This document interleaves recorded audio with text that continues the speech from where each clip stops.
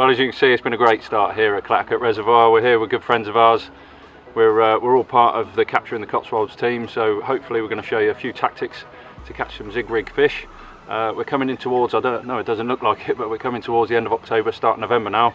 So it's a great time, while this one goes mad, it's a great time to come and catch some fish. We'll show you the tactics, show you the bait, hopefully get plenty more of these.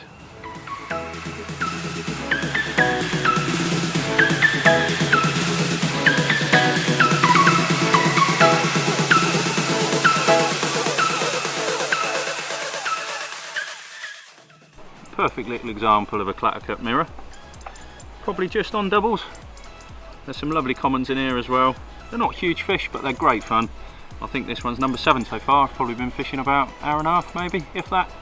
The guys are just swarming behind me getting their rods out as well. They arrived a little bit later, but I'm sure we'll have plenty more of these today. Thank you very much.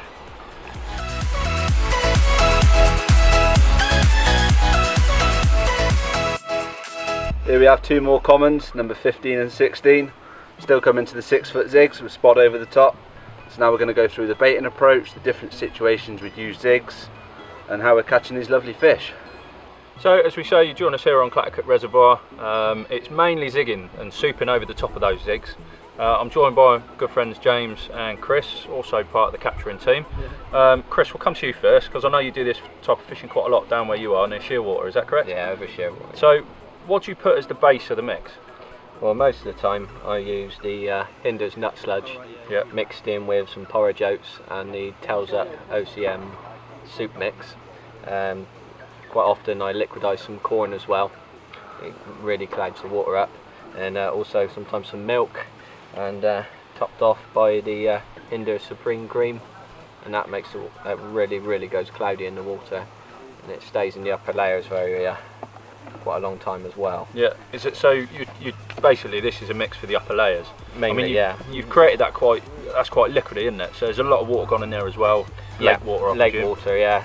And why have you created it? Sorry to cut you short there, mate. Why have you created it as liquidy as you have? I mean, that's just, you know, it's not much to that.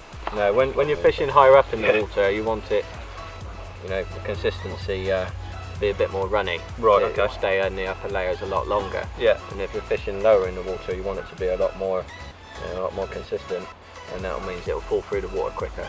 Got you. So around it, basically, depending on the level of zig rig, exactly, say for example we're fishing 12 foot of water, which is similar to what you're fishing today. Yeah. You've started with an 8 and a 9. I think 8 and a 9, yeah. Yeah. So from that, you're fishing this quite liquidy, so it sort of hangs in the upper layers. So it hangs around where my zig is basically. Wicked. Whereas if you were fishing lower, say 4 or 5 foot, you'd make it more stodgy, and it will fall straight down onto it. Yeah. Wicked. James, I know you're fishing slightly differently. Yep. And you're fishing slightly thicker, a slightly thicker mix. Sorry, but your mix consists of something different. Yeah, simply it's just porridge oats. Tesco's finest. Yep. How much is that a bag? Everyday value. It's about 55p a bag. Oh, okay. I picked up half a dozen last night. Yeah. Before we come down, just simply pour this into the bucket. Yeah. Loads of water in there.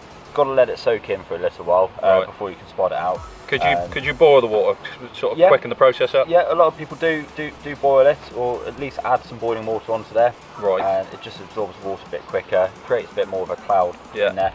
What I also add, again, Sainsbury's pure corn oil, just add that to the mix, and it just creates a bit more of a slick. Right, okay, a bit more attraction. Yeah. Happy days. And gents, what we're fishing over the top, Chris, if we come to you first, what type of hook bait are you looking to fish within that mix? Well, I've got yellow, I use the Fox Zigger liners, and I've got a yellow bit of foam on one rod, and the other one I've switched to a white now.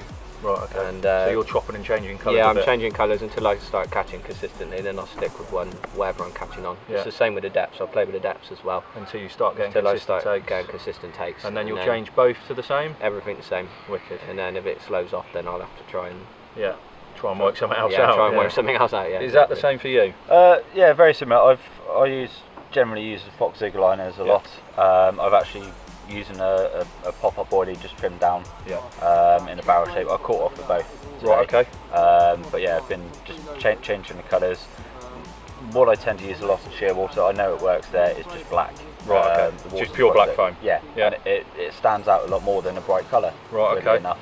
So just silhouettes in the upper layer sort of thing, yeah? Pretty much. I find it stands out when you're using these. It clouds up the water a lot. Yeah. It's quite a creamy colour, and it just stands out a bit more within that mix. Yeah. No, that makes sense. I mean, do you guys flavour them your foam or anything? Or? Yeah, mine are always soaking in beetle gold. Right. Beetle and back is my favourite. You like the black version as well? Yeah. Really like that. Same for you? Exactly the same, yeah. All right. Yeah, the Hinders beetle in. I wouldn't go anywhere without it. Happy days. It's fantastic. Yeah, every time before we cast, it has to be dipped in. Has to be dipped in, yeah. Otherwise I'm not happy.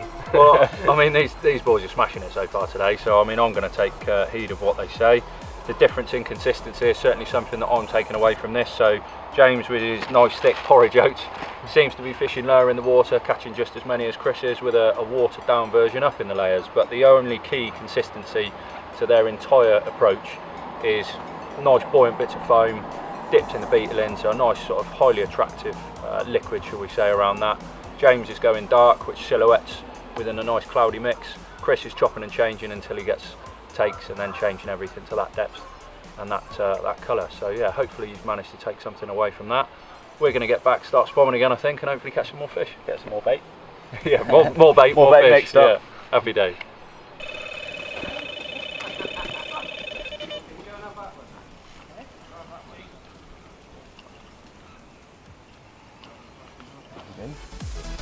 Double bubble.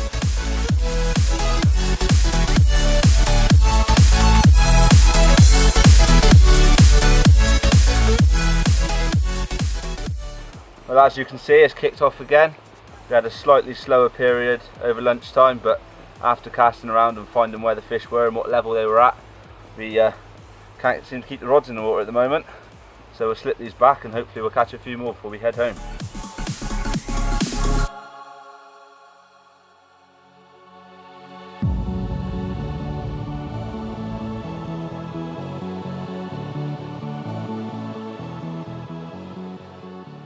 Well, that's it for the day. Got a very active carp.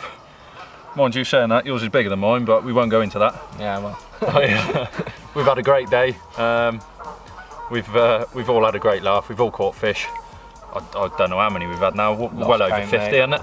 Lost count ages I mean, ago. you can see the stamp of fish in here. Well, you would be if this one had stopped wriggling.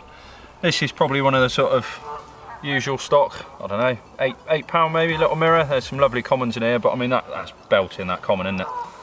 The colours on that, beautiful. Yeah, she's behaving nicely for you as well.